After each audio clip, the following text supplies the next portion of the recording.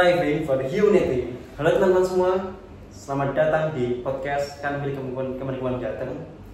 Perkenalkan, saya Nur Muhammad Faidi dari Universitas Diponegoro. Ditemani dengan rekan saya. Halo teman-teman semua, nama saya Salsa, saya juga dari Universitas Diponegoro. Hari ini kita kedatangan tamu dari Kanwil Kementerian Jateng, Bapak Nizul. Halo. Gimana kabarnya Pak? Alhamdulillah baik, Mas Wahid. Pak Nizul, Pak Nizul sudah menyempatkan hadir pada podcast kita hari ini. Nah, di sela kesibukannya, kira-kira kesibukannya akhir-akhir ini apa ya Pak? Beritahu. Kalau kesibukan sih banyak ya, karena kan saya kerja gitu, pulang kantor ya saya ngurusin anak istri di rumah. Itu aja sih. Teman-teman semua ya. Keluarga is number one. Nah, teman-teman sekalian, hari ini kita memiliki topik yang sangat menarik nih, yakni kita membahas mengenai pelayanan publik berbasis HAM, disingkat P2HAM. Nah, kalian tahu nggak sih apa itu P2HAM? Nah, mungkin kita akan lebih tahu lagi jika kita tanya pada ahlinya ini, Bapak Nizul. Kira-kira apa ya Pak pengertian dari P2HAM itu sendiri? Oke. Sebelumnya aku mau nyapa dulu nih Sobat Pengayoman. Halo Sobat Pengayoman. Nah, sebelum masuk ke materi, saya ingin memperkenalkan diri dulu nih. Siapa tahu teman-teman yang ada di rumah, yang ada di dunia kerja belum tahu gitu. Nama saya Nizul, saya analis pengaduan masyarakat pada bidang HAM, kantor wilayah Kementerian Hukum dan HAM Jawa Tengah. Di sini saya berkesempatan untuk menjelaskan terkait dengan apa sih itu P2HAM ya, P2HAM yang biasa kita sebut pelayanan publik berbasis HAM. Nah, sebelum kita masuk ke materi, P2HAM itu punya dasar hukum gitu ya.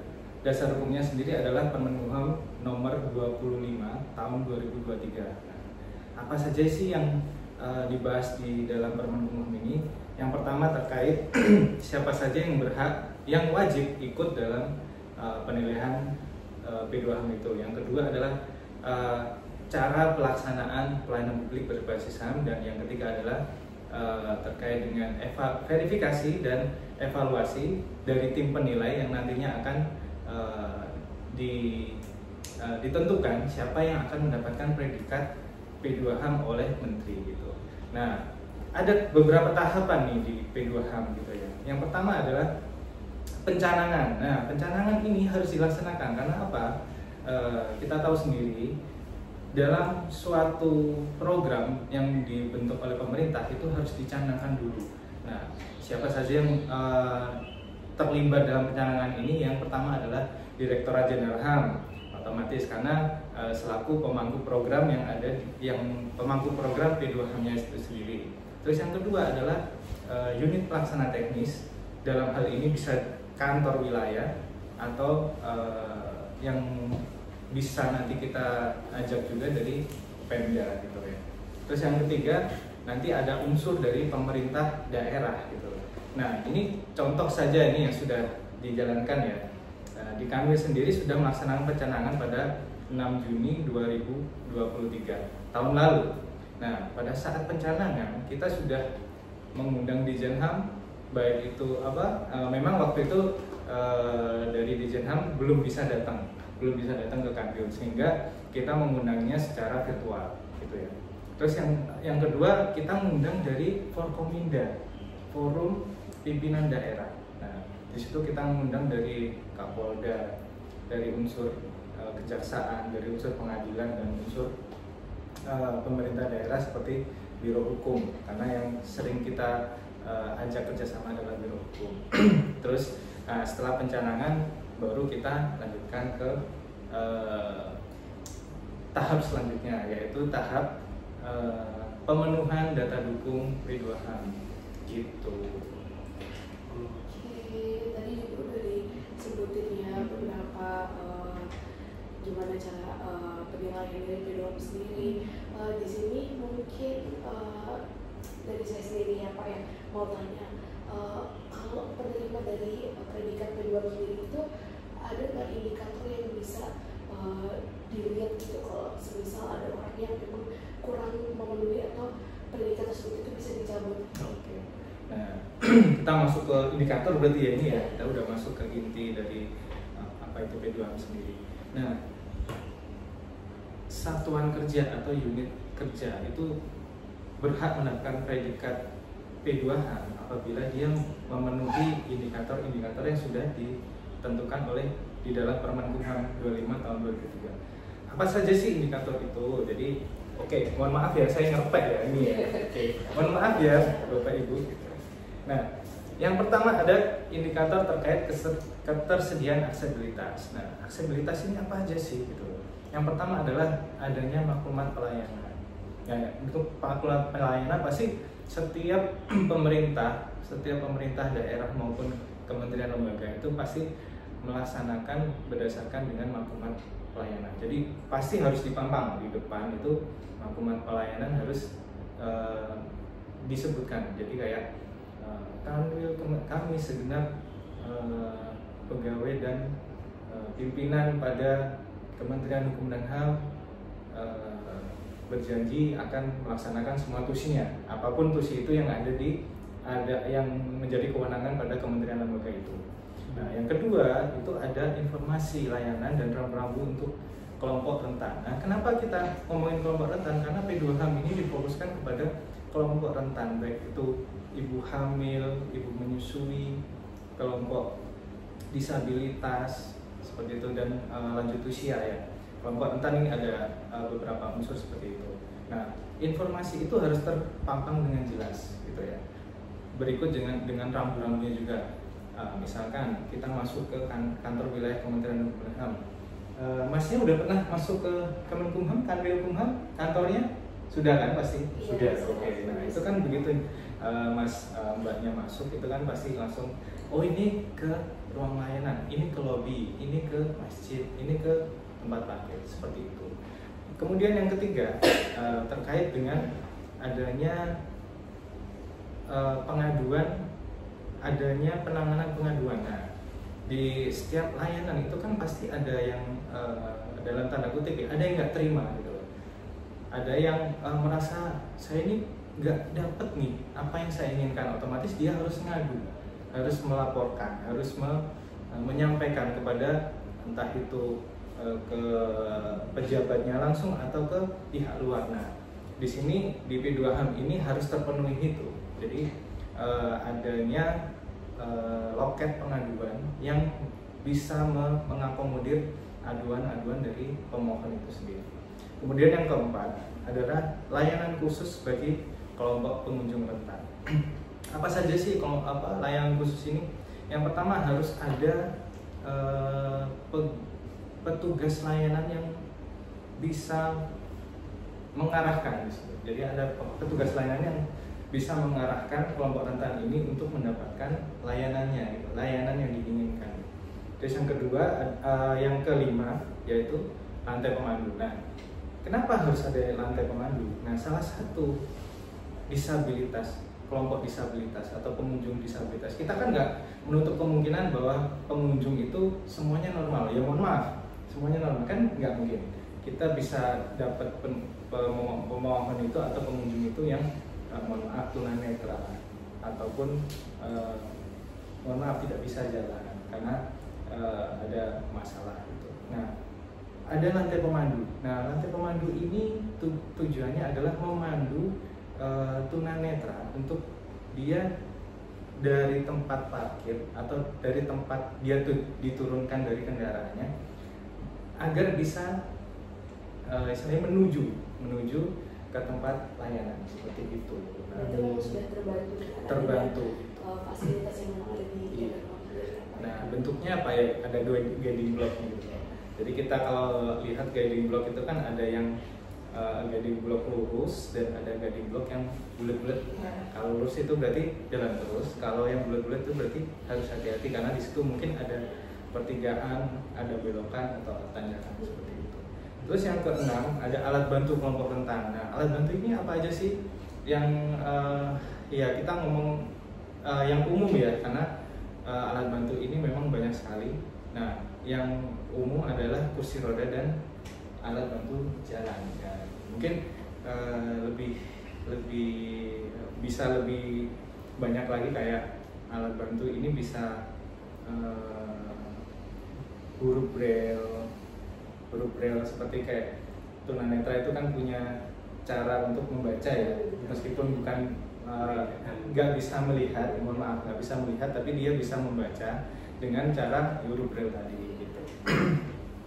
Terus yang ketujuh itu ada jalan landai. Nah, gunanya apa sih ada jalan landai? Karena itu tadi ada kursi roda, benar Mas Fahir, ada kursi roda, dan kita pasti otomatis pada saat ada pengunjung yang membutuhkan bantuan dan dia membawa kursi roda, itu biar bisa memudahkan untuk maju ke mana, ke dalam ruang layanan seperti itu.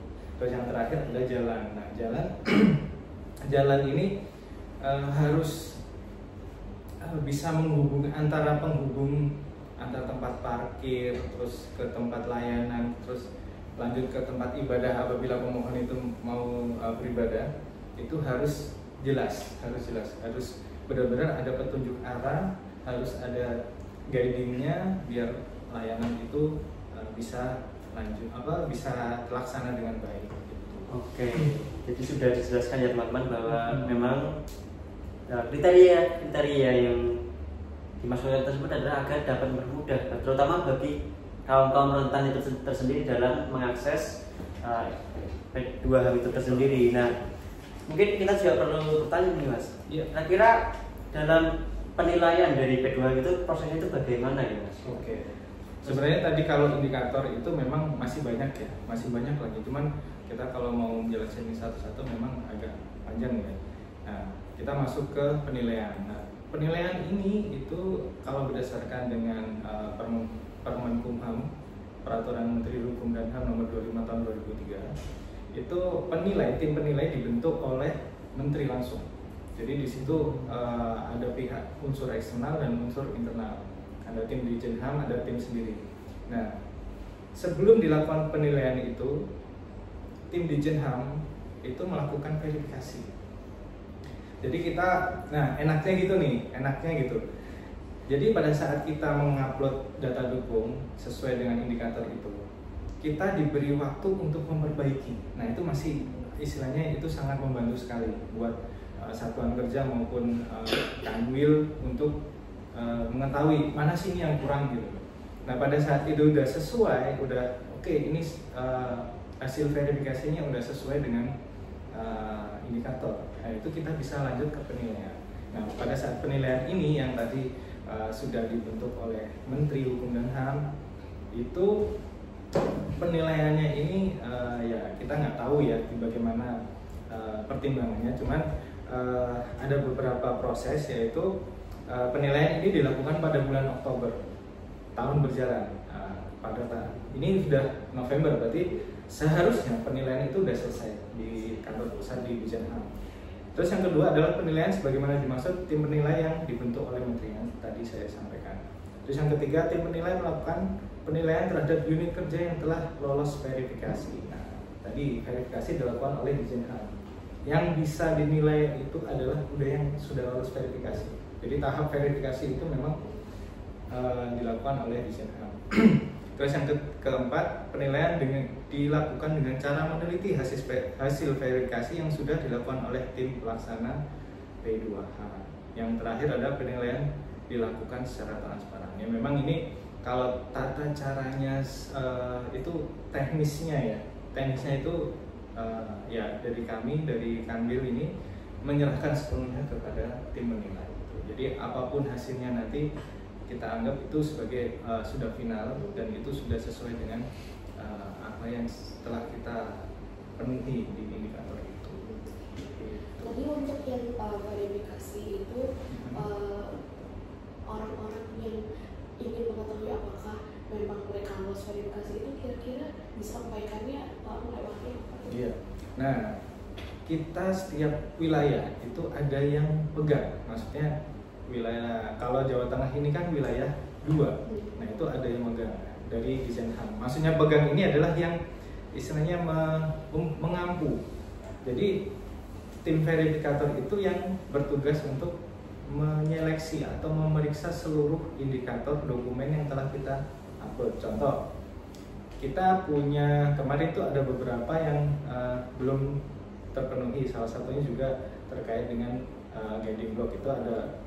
Jadi tim verifikator itu pada saat kita ngirim berkas melalui aplikasi ya, aplikasi P2HAM, tim verifikator itu menyampaikan, Kanwil Kemenkumham Jawa Tengah ini jalan landainya, jalan guiding blocknya belum sampai ke tempat ibadah gitu. Nah otomatis pada saat itu yang sebelumnya kita udah mengupload, otomatis berarti belum ke-upload yang sudah sampai jalan apa sampai ke ruang ibadah gitu. Jadinya kemarin kita upload ulang, kita perbaiki, kita upload, dan ternyata setelah itu alhamdulillah kita lolos.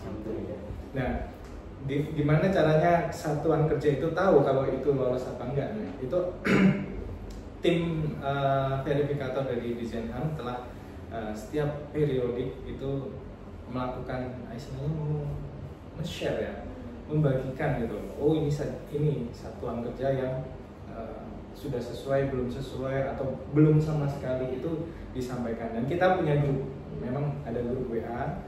Grup WA itu yang kita anggap kita buat sebagai jembatan untuk satuan kerja untuk bisa berkomunikasi dengan pusat seperti itu. Jadi gitu. Menarik nih Mas, terutama buat orang-orang yang dipercaya oleh Kementerian Hukum dan HAM tersendiri untuk melakukan penilaian terhadap bagaimana P2HAM ini diterapkan di kantor-kantor seperti itu ya. Iya. Nah, kira-kira buat para penilai ini mereka juga memiliki persepsi sendiri ya, tidak Mas terhadap. Kalau itu pasti ya, karena kan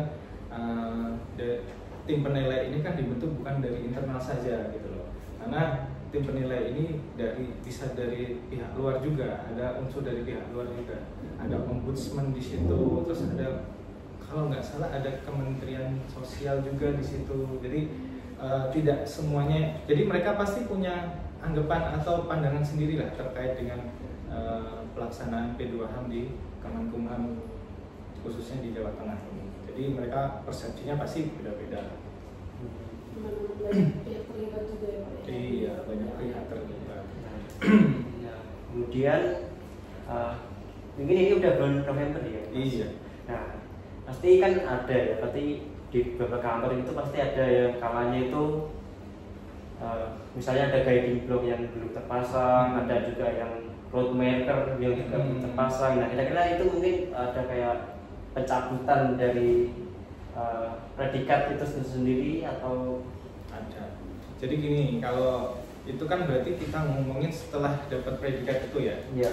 Nah nantinya ini nggak tahu nih, kita nanti akan ada tim penilai yang akan hadir langsung ke satuan kerja untuk memastikan apakah itu benar sudah terpasang. Karena kan kita tahu sendiri kalau saya jadi tim penilai, pada saat saya menerima berkas itu kan harus melakukan cross check ya istilahnya, kita harus cross check gitu. Nah pada saat kita cross check itu kan kita harus melihat aslinya nih, aslinya. Nah pada saat aslinya itu tidak sesuai, nah ini dipertanyakan. Nah ini yang kemarin diupload nih indikator siapa gitu kan, ini punya fasilitasnya siapa gitu. Nah itu bisa dimungkinkan bisa. Dan satu lagi, ada tambahan lagi, predikat P2HAM itu bisa dicabut apabila ditemukan adanya indikasi kuat telah terjadinya pungutan liar, ada pungli di situ. Kemudian ada suap, korupsi, kolusi, dan nepotisme. Nah, jadi tidak hanya indikator saja yang jadi penilaian pada saat predikat P2HAM itu diberikan kepada satuan kerja, tapi juga ada isu-isu yang krusial. Otomatis korupsi itu kan sangat krusial ya. Jadi masa sih satuan kerja itu dapat P2HAM tapi ternyata di dalamnya, di internalnya ada korupsi, ada pungli, segala macam seperti itu. Nah itu sih, itu bisa dicabut seperti itu.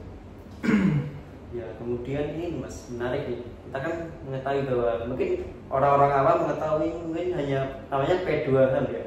Apakah mungkin banyak bertanya apakah hanya diterapkan di kantor-kantor Kemenkumham saja gitu Mas.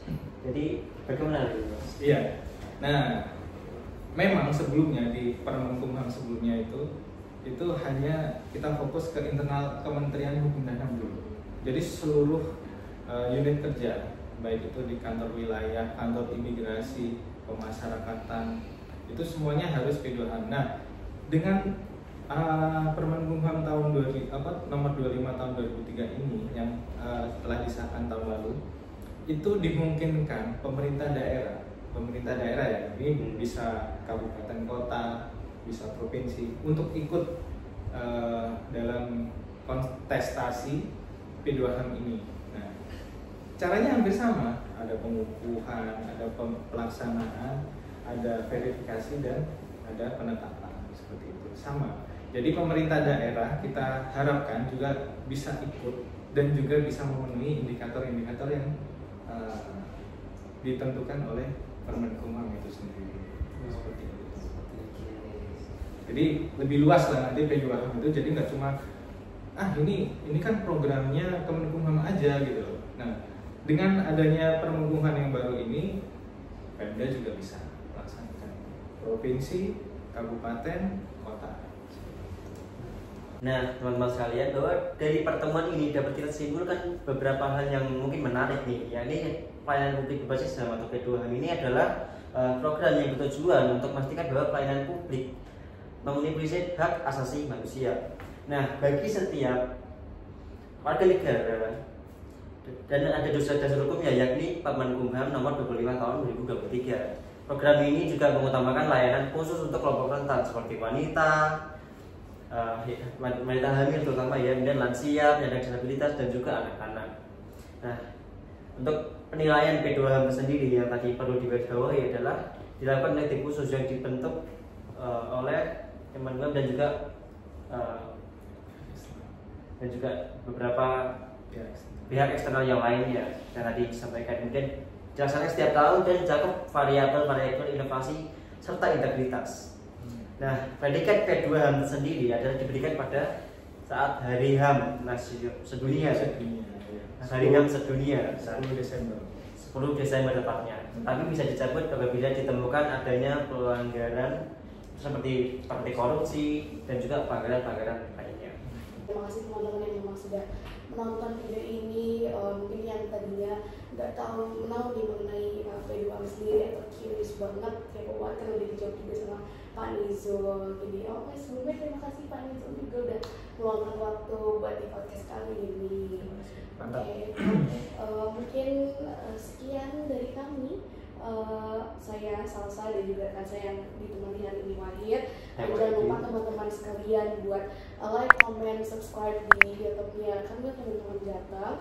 Dan kalau misalkan teman-teman sekalian mau atau penasaran sama informasi yang nantinya akan diambil, teman-teman bisa turn on the notifications atau nyalain notifikasinya buat tahu informasi selanjutnya di kanal teman-teman Jateng di YouTube ya. Terima kasih teman-teman. Bye bye.